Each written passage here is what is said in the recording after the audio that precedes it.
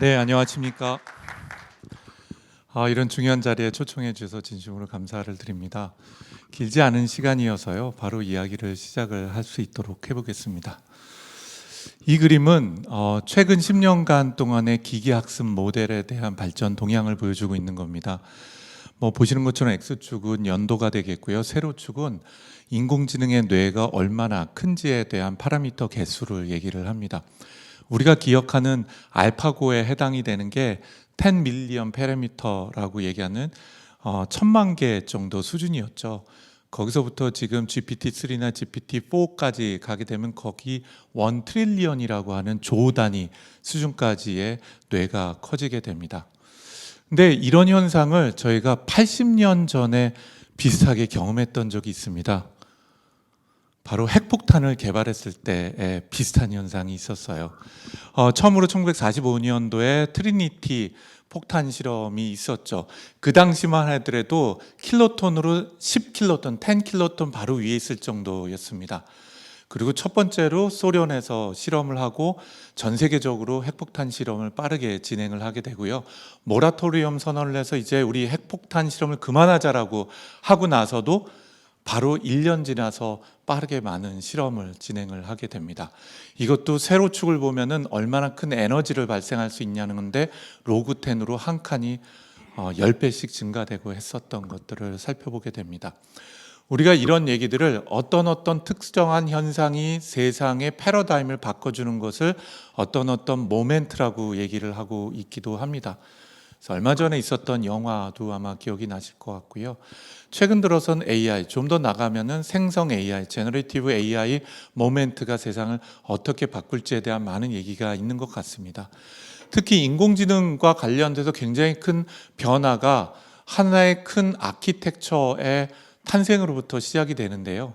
예를 들자면 손글씨에 대한 이미지 인식에 대한 글자 인식에 대한 거를 인간 수준에 도달하는데 20년이 걸렸습니다. 음성 인식도 더 오랜 시간이 걸렸고요. 또 우리 자율주행 자동차에 들어가는 이미지 인식에 관련된 것도 10년 이상의 기간 동안에 많은 연구가 되었습니다. 그런데 어느 순간에 갑자기 리딩 컴프레hen션, 읽고 독해를 하는 거라든지 또는 언어를 이해하거나 심지어는 프로그램 코드를 짜는 것들이 단 1년 만에, 연구가 시작된 지 1년 만에 인간 수준을 뛰어넘게 됩니다. 그 결정적인 시작점이 바로 2017년에 나오게 된 트랜스포머라고 하는 초거대 AI의 일종의 메커니즘이 발표되고 나서부터이죠. 지금 우리가 얘기하는 달리의 안에 포함이 되어 있는 거던 저희 회사의 루시아던 네이버의 클로바 X든지 간에 모두 다 트랜스포머라고 얘기하는 실제로 글을 생성하고 글을 학습을 할 수 있도록 하는 어텐션 메커니즘에 기반해서 발전된 모두 그 후예라고 볼 수도 있을 것 같습니다. 이런 초거대 언어 모델에 해당이 되는 것들은요, 다음과 같은 것들의 함수라고 볼 수가 있는 것 같아요. 우선은 어텐션 메커니즘, 더 관심 있는 것을 더 집중적으로 학습하고 이해할 수 있는, 그리고 두 번째는 모든 정보를 벡터로 전환을 해서 전환된 벡터를 통해서 학습하는 과정 이루어지게 됩니다. 추론이 이루어지게 되고요. 그렇기 때문에 환각 현상이 일어나게 돼요. 우리 인간의 모든 언어나 또는 기타 심볼릭하게 만들어진 지식들을 모두 다 벡터로 변환하는 과정에서 정보를 손실을 하게 됩니다. 그리고 대규모 데이터를 비지도 학습하거나 또 오토 리그레션이라고 얘기하는데 확률 통계적으로 반복적으로 언어를 생성을 하는 과정을 통해서 챗GPT는 우리하고 대화를 하게 됩니다. 이거 외에도 파라미터를 얼마나 크게 해서 뇌를 키웠느냐, 어떤 데이터를 학습했느냐, 어떤 방식으로 파인 튜닝을 하고 어떤 하드웨어에서 돌리냐에 따라서 성능과 품질에 대한 영향을 주게 되죠. 이런 8가지 요소에 의해서 전 세계가 지금 생성 인공지능에 기반한 큰 변화를 맞이하게 됐습니다. 제가 바라보는 초거대 인공지능이 됐던 초거대 언어 모델이 됐던지 간에 이건 어떤 의미에서 봤을 때 대규모 하드웨어와 대규모 데이터와 또 막대한 비용과 노력이 필요한 일종의 건설 산업 같은 느낌을 받기도 합니다. 좀 거칠게 표현하면 노가다 같다는 생각을 하게 돼요. 예를 들자면요, 포크레인 갖고 땅을 판다라고 가정을 해보겠습니다. GPT-2의 위의 면적은 분야의 넓이가 되겠고요. 깊이에 해당이 되는 것은 아마도 전문성이라고 제가 해석을 할게요. 그만큼 많은 돈을 들여서 GPU를 돌려야 되고 데이터를 수집해서 학습을 시켜야 되는 거죠. GPT-3가 그랬다면 아마 GPT-4는 한 번에 땅을 파지를 못했어요. 그래서 여러 차례를 통해서 깊이 땅을 파고 우리는 페더레이트 러닝이라고 하는데 결합을 해서 학습을 하고 결합을 해서 서비스를 하도록 만들어내고 있습니다. 그리고 이런 것들은 너무나 돈이 많이 들기 때문에 우리 요번에 진행하게 되는 언론지능재단에서 그 국내 많은 기업들이 이 문제를 해결해서 다양한 시도를 하고 있습니다. 첫 번째는 이름도 이상하죠. 라지 랭귀지 모델인데 그 앞에 S자를 붙여서 스몰 라지 랭귀지 모델이라고 부릅니다. 그래서 파라미터의 개수가 10 빌리언 이하에 대한 사이즈에 대한 거에다 열심히 파인 튜닝이라는 걸 시키는 방식을 통하죠. 또는 전 세계적으로 미리 만들어 놓은 오픈 소스, 예를 들면 GPT-3 레벨에 해당이 되는 오픈 모델들이 있습니다. 이걸 가져다가 또 열심히 파인 튜닝을 시키기도 합니다. 그럼에도 불구하고 그런 것들이 지금 현재 전 세계 최고의 스테이트 오브 디 아트를 만들어내고 있는 GPT-4 수준을 넘기 어렵기 때문에 오히려 굉장히 도메인 깊게 법률 전문, 금융 전문, 반도체 전문가 같은 라지 랭귀지 모델을 만들어서 응용하고 산업으로 확산하려고 하는 기술적 노력과 트렌드가 있게 됩니다. 제가 지난주에는 라스베이거스에서 열리는 AWS 리인벤트에 초청을 받아서 가서 작은 발표도 했고요. 또 거기에 있는 굉장히 많은 그 AWS를 포함을 한 기업들의 활동을 봤는데 그 기업들 모든 활동이 이 범주 내에서 이루어지고 있다고 보여지고 그 현상은 아마 향후 2, 3년 내에 국내 시장에서도 큰 경쟁 그리고 또 큰 사업적 기회로 만들어지리라고 생각을 합니다. 그런데 앞쪽에서 잠깐 거론한 것처럼 이 거대 언어 모델뿐만 아니라 중간 사이즈든 작은 사이즈든 간에 초거대 언어 모델을 가지고 있는 공통적인 문제점들이 있습니다. 첫 번째는 hallucination 문제죠.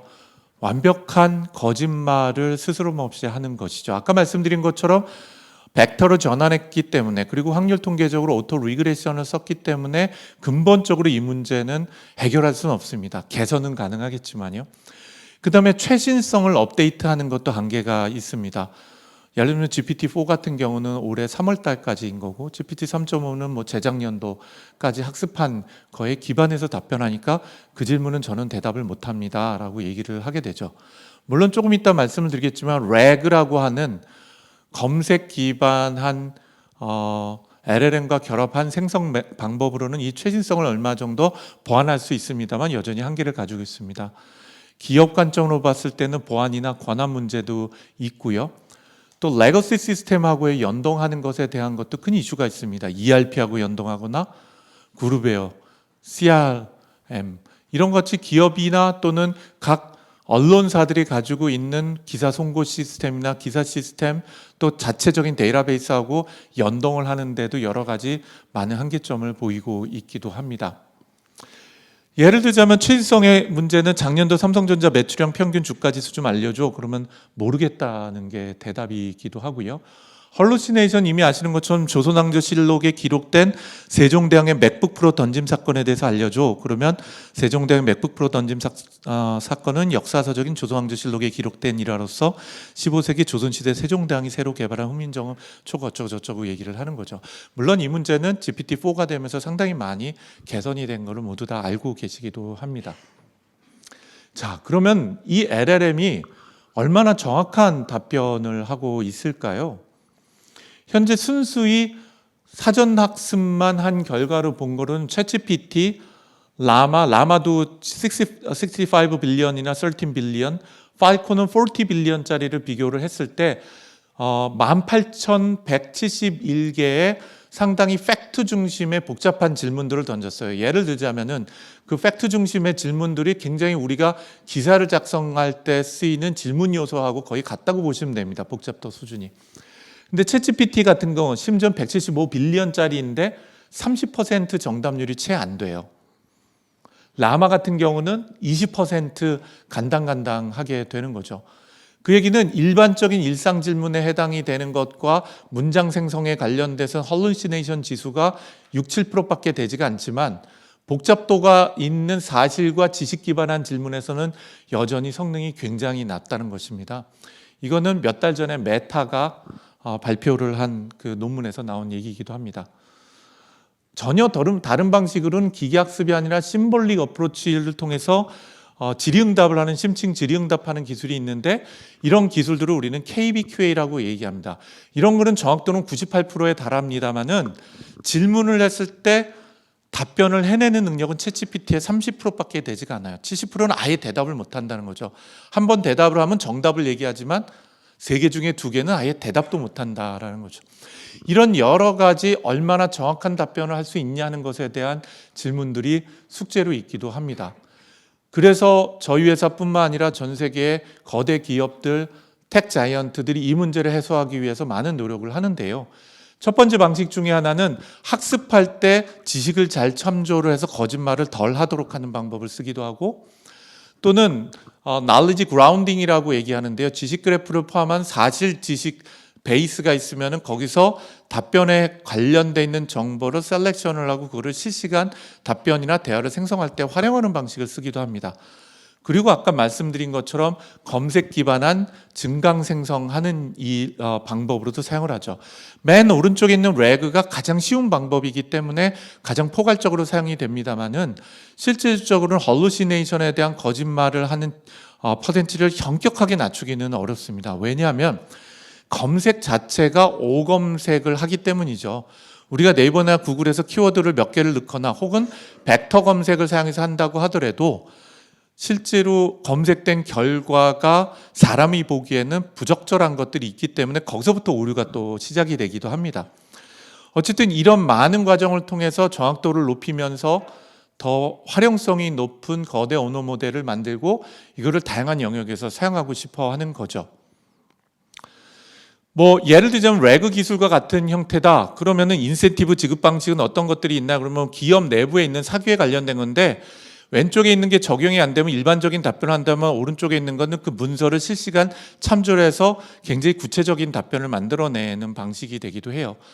발화 관련된 것도 굉장히 다양한 방식으로 하게 됩니다. 예를 들자면은 어떤 질문에 대한 답변을 하는데 개조식으로 해달라, 서술식으로 해달라, 요약을 해달라, 또는 예를 들자면 사업계획서 같은 식으로 작성해달라와 같은 형태인 것들도 있죠.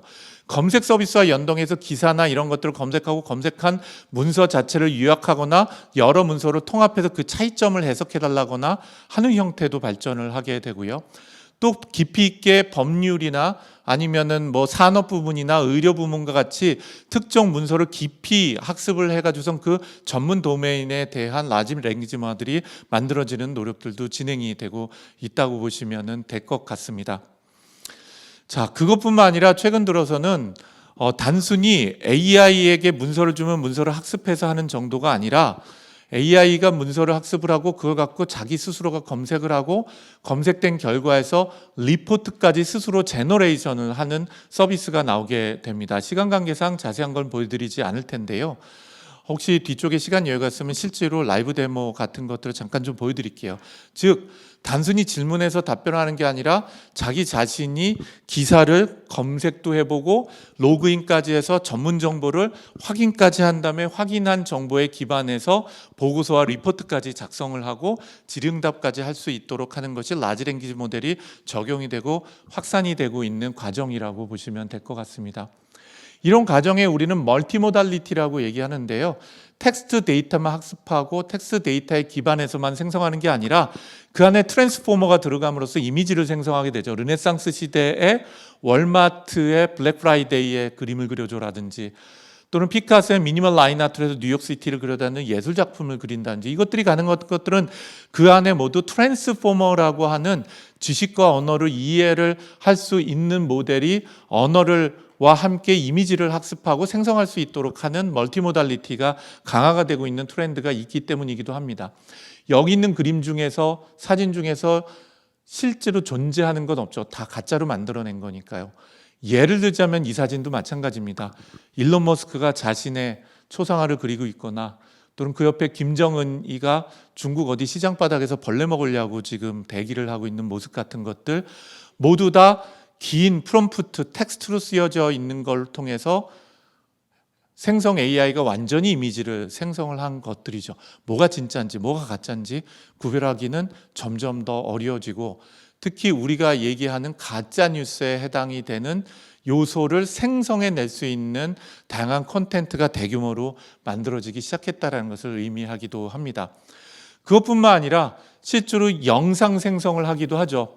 지금 보시는 이 영상 생성에 해당이 되는 건 완전히 인공지능이 만들었습니다. 심지어 작년에 제가 특정 어떤 인공지능 학회에서 발표를 기조연설을 했을 텐데요. 제 모습, 제 목소리 모두 다 인공지능이 생성을 한 거죠. 목소리도 똑같죠. 그리고 그렇게 만들어진 것이 단순히 한국어뿐만 아니라 언어 장벽을 완전히 없애게 됩니다. 지금 음성이 살짝 들릴 텐데요. 보시는 것처럼 똑같은 영상 생성을 했는데 이게 한국 사람이 보면 한국말로 들리고요. 미국 사람이 보면은 미국 여자분이 생성이 돼가지고서는 만들어지고, 스페인 사람이 보면은 스페인어로 스페인 여성분이 나와서 하는데, 여기 있는 영상이 모두 다 생성된 영상이에요. 목소리도 생성된 거고, 얼굴도 생성된 거고, 인몽의향도 생성된 거고, 인간도 생성이 된 거죠. 결국 이런 생성 인공지능은 텍스트로부터 시작이 됐었지만 이미지, 음성, 영상에 이르는 거의 모든 멀티모달리티로 확대가 돼가고 있고, 그것들로부터 완전히 새로운 비즈니스 모델을 만들려고 노력을 하고 있습니다. 지금 이 장표는 올해 2월 달에 벌써 10개월이 됐네요. 3프로TV인가 라는 데서 제가 나가서 잠깐 설명을 했었을 때, 도대체 그럼 이런 초고대 언어 모델이나 생성 인공지능이 어떻게 돈을 법니까? 라고 물으시더라고요. 이진우 기자님께서. 그래서 제가 답변을 했을 때 초창기엔 아마 챗GPT 자체 서브스크립션 구독 모델로 시작을 할 것 같습니다. 그때는 그냥 무료였거든요. 그리고 AI as a Service라고 그랬는데 오픈 API를 통해 가지고서는 아마 패킷 단위로 해서 API 액세스하는 거를 지도를 하게 될 것 같습니다. 그리고 나서 제가 얘기한 게 플러그인 마켓플레이스가 만들어질 거라고 말씀을 드렸었어요. 실제로 서브스크립션은 대략 4월 달부터 시작을 했고요. API 호출하는 플러그인이 5월인가 6월 달부터 시작을 했고요. API 호출이 그랬고요. 플러그인 마켓에 관련된 것들이 올해 여름부터 시작이 됩니다. 현재 아이폰 모멘트라고 하죠. 아이폰이 나오고 앱스토어를 통해서 전 세계에 있는 누구나가 개발자가 자신의 앱을 만들어서 올리면 전 세계에 있는 누구나가 다운로드 받아서 사용할 수 있도록 하는, 마찬가지로 이 플러그인에 해당이 되는 게 현재 단 5개월 만에 800개 이상이 만들어져서 챗GPT하고 연동이 되기 시작하고 완전히 새로운 비즈니스 모델을 만들기 시작을 했죠. 그럼 중기가 되면 어떻게 될 거냐? 제가 답변한 것은 광고 모델이고 크로스 셀링 브로키지 피에 대한 완전히 비즈니스 모델이 만들어질 거라고 말씀드렸죠. 이 모델들은 전통적으로 미디어 기업들이 가지고 있는 비즈니스 모델하고 접점에서 만나 있다고 볼 수가 있죠. 예를 들자면 여기 계신 분이 한 분께서 그 챗GPT한테 묻는 거예요. 나 오늘 요즘 휴대폰이 잘 오래되기도 하고 고장 났는데 휴대폰 바꾸고 싶은데 뭘 바꾸면 좋을까? 그러면 챗GPT가, 또는 저희 회사의 루시아라는 애가 휴대폰에서 어떤 기능을 많이 쓰세요? 그럼 사진 많이 찍지, 음식도 찍고 꽃도 많이 찍어. 그 외에는 어떤 어플리케이션을 많이 쓰세요? 게임은 혹시 많이 하세요? 난 게임은 안 해.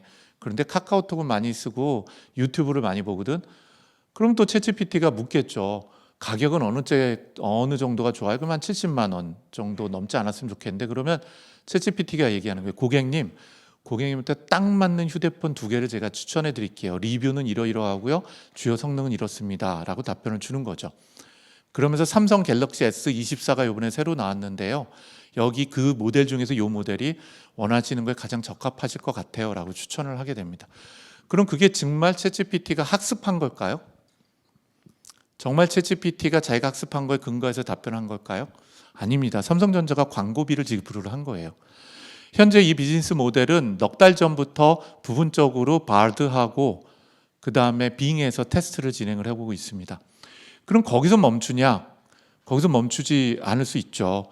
그러면 제가 이제 묻는 거죠. 그런데 그 휴대폰 얼마니? 그랬더니 83만 원이에요. 그래서 제가 이거 너무 비싼데 좀 싸게 살 방법 없어? 그랬더니 챗GPT가 그러는 거예요. 혹시 고객님 삼성카드 가지고 있어요? 그러면 나 삼성카드 있지. 그런데 정말 행운이세요. 오늘까지 삼성카드 4% 할인하는 가게를 제가 알고 있거든요. 연결시켜 드릴까요? 연결이 되면은 연결해주는 브로키지 피를 1%, 2%를 먹게 되는 거죠.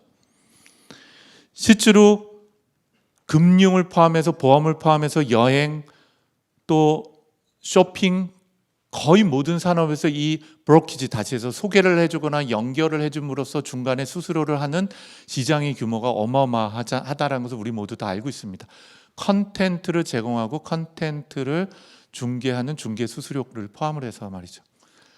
이 비즈니스 모델은 반드시 오게 될 수밖에 없습니다. 그리고 요번에 GPT-4라고 하는 GPT에다 S자 붙인 것이 굉장히 많은 사람들을 놀라게 했죠. 물론 저는 30년을 이 일을 했으니까 제가 보기에는 여전히 비저너리하게 제시를 하고 있긴 하지만 실체는 아직 갈 길이 멀어요. 그럼 그 비즈니스 모델의 본질은 뭐냐? 바로 마켓플레이스입니다. 당신 만든 챗GPT 플랫폼 위에서 만든 당신만의 인공지능을 만들어서 그걸로 돈을 벌라는 거예요. 그럼 마치 지금 유튜버들이 돈을 어떻게 벌었죠? 유튜버들이나 또는 인스타그램에서 많은 팔로워 수를 가지고 계신 분들 그 명성을 가지고 이제 하기도 하고 또 자신이 가지고 있는 컨텐트 혹은 어카운트를 매매를 하기도 하죠. 결국은 생성 AI는 생성 AI를 잘 쓰도록 하고 똑똑하게 만드는 과정을 통해서 개인화될 가능성이 전 100%라고 보고요. 그 개인화된 자산을 거래할 수 있도록 하는 시장으로 비즈니스 모델이 발전될 수밖에 없다고 보여집니다.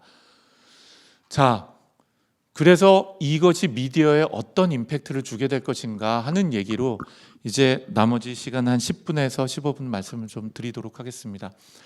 제가 바라보는 시각은 미디어 1.0, 2.0, 3.0 뭐 제가 붙인 말이니까 뭐 이론적이진 않아요. 미디어 1.0의 코어 미디엄이 뭐냐? 그럼 퍼블리싱하고 브로드캐스팅입니다. 단방향인 거죠. 누군가가 어젠다를 잡고 그 어젠다를 영상형으로 만들던 음성형으로 만들던 텍스트로 만들던 이미지로 만들던 만든 것을 어딘가에 있는 독자에게 뭔가의 채널을 통해서 전달을 하게 되고 그 채널에서 필요에 따라서 노이즈가 얹히게 되는 거죠. 잔원에 아시는 것처럼 채널이나 인포메이션 시어리처럼요. 그게 미디어 1.0입니다. 여전히 우리는 이 자리에 앉아 계신 분들의 대부분은 미디어 1.0에 익숙을 하죠. 그 미디어 2.0은 뭐냐? 바로 소셜 인터랙션하고 스트리밍이 결합되거나 이렇게 만들어진 것이죠. 미리 제작을 한 것이 아니라 실시간으로 스트리밍을 하면서 그 스트림을 보고 있는 사람들하고 소통을 하는 그 소통한 것을 즉각적으로 미디어의 컨텐츠에 반영을 하는 형태죠. 이거는 원웨이 시스템에서 피드백 시스템입니다. 보면서 사람들이 뭘 관심을 갖고 있고 뭘 더 열광하는지를 알기 때문에 더더군다나 실시간적으로 최적화된 컨텐츠를 생성해내게 되는 거죠. 그럼 미디어 3.0은 어떻게 될까? 대화형이 될 가능성이 크죠. 제가 뭔가의 뉴스 기사를 쓰거나 또는 뭔가의 뉴스 영상을 만들거나 또는 뭔가의 미디어 컨텐츠를 생성할 능력이 있다면 그 미디어 컨텐츠는 대화를 하기 위한 재료가 되는 거고 대중들과 뉴스와 미디어를 소비하는 사람들은 그 미디어를 일방적으로 시청하거나 듣는 것이 아니라 시청하고 들으면서 동시에 그 미디어와 대화를 나누게 됩니다. 즉 챗GPT와 같은 생성 AI 자체가 미디엄이 되는 것이죠. 그런 똑똑하고 제너레이티브 시스템일 뿐만 아니라 다양한 형태의 비즈니스 모델로 발전이 되리라고 생각을 합니다. 실제로 그래서 제가 조사를 좀 해봤어요. 서베이를 얼마 전에 했더라고요. 그래서 뉴스룸에서 생성형 AI를 얼마나 사용을 하고 있고 어떤 장점을 가지고 있냐는 거예요. 네. 그래서 어떤 부분에서 생성 AI를 씁니까? 그러니까 54%가 기사 쓰거나 아니면 대본 작성하는데 이미 쓰고 있다는 거예요. 54%가. 이거 미국 경우입니다. 미국에 있는 뉴스룸에서 44%가 뭔가 조사한 거나 긴 문장을 요약하는 데 쓰는 거예요. 요약은 기가 막히게 잘하거든요. 헐루시네이션도 없고 30페이지 툭 던져주고 이 보고서 나왔는데 야 이거 뉴스 보도자료로 하기 위한 2페이지짜리 스크립트 작성해봐. 쓰는 거죠. 심플리파이 하는 거 44%. 43%가 워크플로우 에피션시를 올리거나 또는 텍스트 커렉션, 다시 얘기해서 리프레이즈를 한다고 그러는데 야 이거 문장을 더 짧게 만들거나 이런 내용 중심으로 해서 글을 다시 쓰거나 혹은 문법 틀린 걸 고쳐주거나 하는 것들을 하는데 43% 쓴 거죠. 그 외에도 컨텐트 크리에이션부터 해서 굉장히 많이 사용을 하고 있는 거죠. 실제로 이 조사에서 광범위하게 조사를 했거든요. 광범위 조사한 거 보면 그 뉴스 미디어에 제너레이티브 AI가 어느 정도 그 큰 영향을 미칠 거냐라고 하면 한 뉴스 미디어에 있는 미국 기준입니다. 경영진이 제너레이티브 AI를 써서 비용을 아끼라고 하는 푸시가 가속화가 되고 있다는 것이고요. 그리고 전체 예를 들자면 기자분을 포함을 해서 PD분을 포함해서 70% 종사자 제너레이티브 AI가 도움이 되는 도구로 보고 있다는 거죠. 그리고 AP를 포함해서 주요 이제 취재를 하고 보도 배포하는 곳에서는 제너레이티브 AI 사용하는 가이드라인과 윤리 규정이라는 걸 만들어서 기업 내부의 기자들과 PD를 포함한 컨텐츠 생성 및 사용하는 분들한테 가이드라인을 제시를 하고 있다는 것입니다. 뭐가 가장 큰 걱정이냐? 85%가 hallucination하고 저작권에 관련된 우려를 제시를 하고 있습니다. 그래서 제가 광범위하게 한번 사례 조사를 해봤어요. 여기 있는 것들은 모두 다 제가 그냥 말을 만든 게 아니고요. 실제로 조사를 한 겁니다. 그래서 생성 AI 뉴스미디어에서 생산과 편집하는 거면 기사 작성, 이미지, 도표, 그래프 만들기, 배경 이미지, 사례 이해, 팩트 더블 체크하고 버전 생성하는 거. 다양한 버전이 굉장히 중요한데요. 저희가 기사님들이 어떤 기사를 썼다고 가정하더라도 페이스북에다 올릴 때, 유튜브에다가 다 가강해서 올릴 때, 인스타그램에서 올릴 때 사실은 그 포맷이 다 달라져야 된다는 걸 저희는 알고 있습니다. 그래서 어떤 용도로 쓰냐면은 기자분이나 어느 한 분이 기사 뉴스를 사용하면 그거를 매체별로 배포되는 채널별로 제작성을 AI가 다시 하는 거죠. 다양한 버전을 생성해. 짧은 버전, 긴 버전, 읽기 편한 버전, 전문 용어 없앤 편하게 읽을 수 있는 버전 등등으로요. 배포도 마찬가지입니다. 다국어가 지금 멀티링걸, 크로스링걸이 되기 때문에요. 지금 챗GPT는 96개 국어를 지원하거든요. 심지어는 여러분이 쓰신 기사를 스왈리어로 번역을 해도 돼요. 영상 생성도 다국어로 영상 생성을 하고요. 개인화 소셜화도 굉장히 중요한 이슈라고 보여집니다. 내가 바라보는 컨텐츠를 과거에는 인력, 손이 많이 들어가기 때문에 일일이 커뮤니티나 우리가 타겟하고 있는 고객 집단별로 글의 색깔을 바꾸거나 글의 컨텐츠를 수정하는 건 불가능하죠. 비용이 많이 드니까. 지금은 예를 들자면 오픈 API 연동을 해갖고 몇몇 주제에 관련된 거를 프롬프트로 해서 집어넣기만 해도 생성이 자동화가 됩니다. 100%. 예를 들면 60대 이상의 어르신들 또는 70세 이상의 어르신들을 읽기 편한 내용으로 글을 써줘. 10대 아이들을 위해서 이 기사를 재배포해줘. 여성들의 더 우호적인 형태로 이 기사를 작성을 해줘.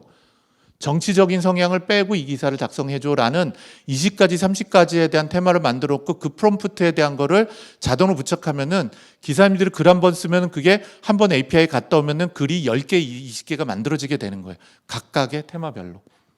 개인화, 소셜화 피드백 받고 또 텍스트로 만들어진 걸 음성 영상으로 자동 생성하거나 대화형 뉴스 생성, 시민 목소리 감성 분석에 이르기까지 실제로 뉴스 미디어 분야에서 임팩트를 주는 다양한 방식에 해당이 되는 것들은 우리가 상상할 수 있는 그 이상이 돼가는 과정이라고 보여집니다. 사업 모델, 전통적으로 미디어 기업이 가지고 있던 비즈니스 모델은 셋이죠. 첫 번째는 광고 모델, 두 번째는 구독 모델, 그리고 세 번째는 예를 들면 특별하게 교육을 포함한 다양한 미디어 기업들이 하고 있는 기타 등등 사업이 있을 것 같아요. 이런 비즈니스 모델에서 뉴스 컨텐트 제공자는 IP, 학습 데이터를 제공하는 것뿐만 아니라 구독 모델이 다이얼로그에 기반해서 타겟팅해서 그 사람별로 동일한 기사라도 맞춤형으로 재생산이 돼서 딜리버리가 되는 거죠. 어떤 분한테는 영상으로, 어떤 분한테 음성으로, 어떤 데는 똑같은 텍스트라도 길이가 짧게, 어떤 분에는 풍부한 정보를 포함을 해서 이런 것들이 미디어 기업들이 LLM과 거대 언어 모델 또는 생성 AI를 도입하는 순간에 만들어지게 되는 미래 사업 모델이라고 생각을 합니다. LLM가 초거대 인공지능이 됐던 뭐 챗GPT가 됐던 같은 제너레이티브 AI는 말 그대로 양날의 검일 수밖에 없는 거죠. 저 입장에서 봤을 때. 여태까지 스트림 미디어에 대한 유튜브가 그래왔던 것처럼 네이버와 같은 포탈이 그래왔던 것처럼 아마 뉴스 미디어업의 종사자분들에게도 완전히 새로운 생산성 높이는 도구이면서 동시에 우리가 극복해야 되는 혁신을 밀어붙이는 굉장히 큰 어려움의 대상이 될 수도 있다고 보여집니다. 지금 미국 경험입니다. 미국 경우가 3년 만에 뉴스하고 뉴스룸 종사자가 26%가 줄었습니다. 이게 꼭 생성 AI 때문이냐 그렇게 볼 수는 없죠. 그런데 실제로 26%가 줄었고 더 줄어가고 있는 상황입니다. 저널리즘에 대한 완전히 새로운 도전들이 있습니다. 미디어들도 제3의 뉴 미디어가 만들어지기 시작하고 또 제너러티브 AI가 그 사이를 치고 들어오면서 뉴스를 바라보는 인식이 독자들이 바뀌고 있어요. 얼마 전에 저희 자회사가 3억 원을 들여서 그 TV용 광고를 만들었거든요. 영상 광고를요. 그것도 메인 TV입니다. 그 우리 지상파. 한 달 동안의 광고를 내보냈는데요. 저희 굉장히 충격을 받았어요. 네. 유튜브에 그거의 10분의 1만 광고 내보내는 것보다도 히팅률이 낮더라고요. 그것도 방송 3사라는 어마어마한 미디어 채널을 통해서 한 달 내내 동안에 120회가 방송이 나갔거든요. 광고가.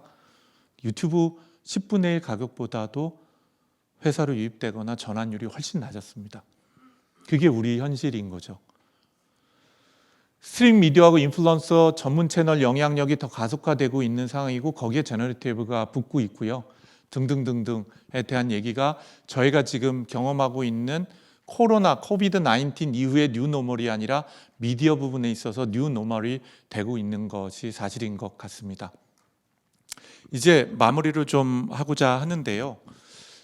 호모사피엔스는 지난 28만 년에서 30년 사이 동안에 끊임없이 자신이 가질 수 있는 지적 능력을 통해서 혁신을 해오고 사회적 진화를 해왔다고 생각을 합니다.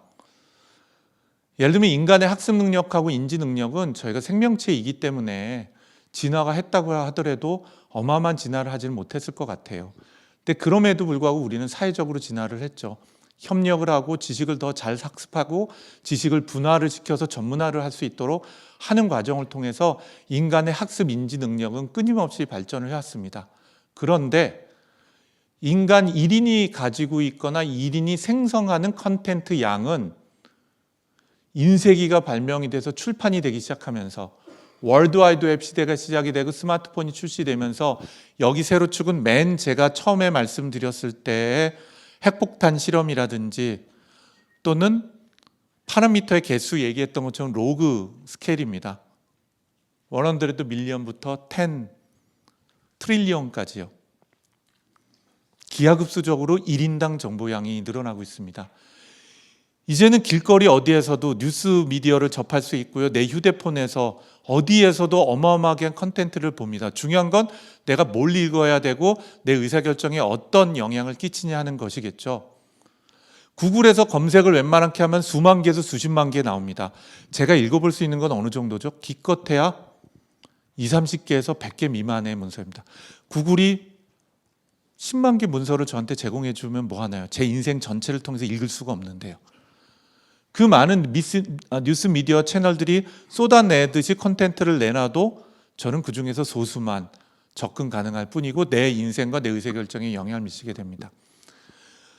그런데 이 두 갭, 제 자신의 평생 읽을 수 있는 인간의 학습 인지 능력과 1인당 정보 양의 갭의 사이를 제너레이티브 AI가 채우기 시작했다는 거예요. 내 대신 글을 읽고 내 대신 글을 쓰고 요약을 하고 분류를 하고 생산을 해내는 과정에 만들어지기 시작을 하는 거죠.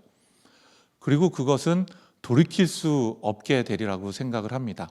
왜냐하면 우리 호모사피엔스는 적절한 위험이 있다고 하더라도 그 위험을 언제나 늘 사회적 합의를 통해서 감수를 하기 때문이죠. 질문을 썼습니다. 매년 10만 명 이상의 인명을 살상하는 무기가 있습니다. 뭘까요? 지난 5년 동안에 50만 명이 이 무기를 통해서 살해가 됐습니다. 바로 자동차입니다. 자동차가 전 세계에서 자동차로 사망하는 사람이 1년에 12만 명 정도가 됩니다. 근데 아마 아시는 분이 계실 텐데요. 1880년대 영국에서 자동차가 하도 사고를 내고 문제를 일으키니까 레드 플래그 액트라고 하는 법률을 발의를 합니다. 자동차를 구매한 사람은 이게 고용에 문제를 끼칠 수가 있기 때문에 노동자를 한 명을 고용을 해야 되고요. 마부처럼. 그리고 이 마부는 빨간 깃발을 들고 걸어가도록 하면 자동차는 그 뒤를 쫓아가도록 했습니다. 이게 레드 플래그 액트예요. 빨간 깃발 조례라고 하죠. 6, 7년 동안 유지를 하게 됩니다. 전 세계에서 가장 많이 사람을 살해하는 기계가 자동차인데 우리는 길거리에 다니게 하고 있습니다. 왜냐? 우리는 첨단 기술이나 무엇인가 혁신적인 것이 인간한테 해를 준다는 걸 알지만 그것이 총체적인 사회적 가치가 사회적 비용보다 월등히 높아지는 순간에 그 기술을 채택을 하게 됩니다. 그러면서 그것이 가지는 부작용을 막기 위해서 여러 가지 해칭 방법을 도입을 하죠. 그 첫 번째는 뭐냐면 바로 시스템을 만든다는 것입니다. 시스템이 뭐죠? 차선을 만들고 신호등을 만드는 것 같은 거죠. 사거리를 만들고 로터리를 만들고. 두 번째는 법, 규제, 제도를 만든다는 거죠. 학교와 초등학교 앞에서 60km로 달리다 사람을 쳤어. 너 감옥이야. 같은 거죠. 마지막은 뭘까요? 바로 보험과 같은 형태입니다. 아이고 이미 돌아가셨는데 어떡하십니까? 새 출발하십시오. 여기 10억 원이 있습니다. 이런 형태죠. AI도 저는 많은 우려가 있습니다. 예를 들면 윤리 문제, 거짓말을 하는 문제, 그리고 또 일자리에 관련된 이슈들을 포함을 해서요. 그러면 인간이 선택을 안 하게 될까요? 저는 그럴 가능성은 거의 없다고 생각을 합니다. 현재 핵무기와 핵발전기하고 마찬가지로요. 우리나라의 핵발전소의 영향력이 30%거든요. 그런데 수출일업에 해당이 되는 임팩트 지수는 50%가 넘습니다. 마찬가지로 사용하게 될 가능성이 크죠. 무엇보다도 더 심각한 건 우리나라의 인구 통계입니다.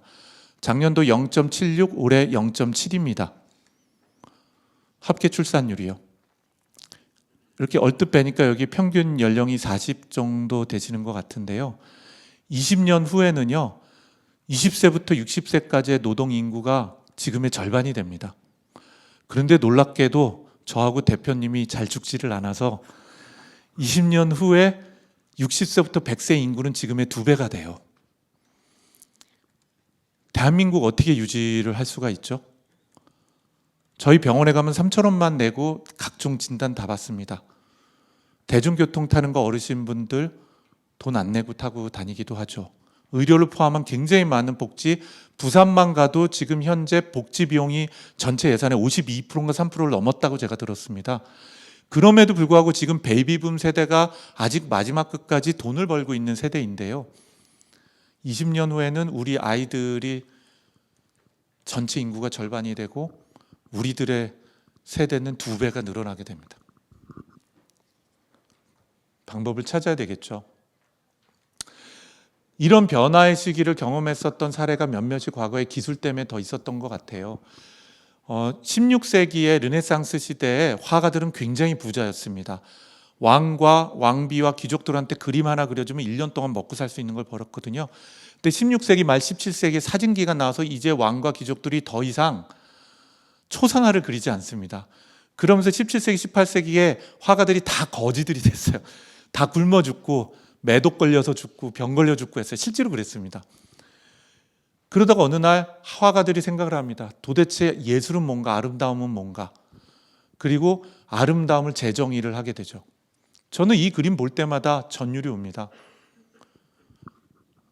일출이라고 하는 모네가 그린 우리가 얘기하고 있는 인상파의 첫 작품이라고 제시하고 있는 거죠.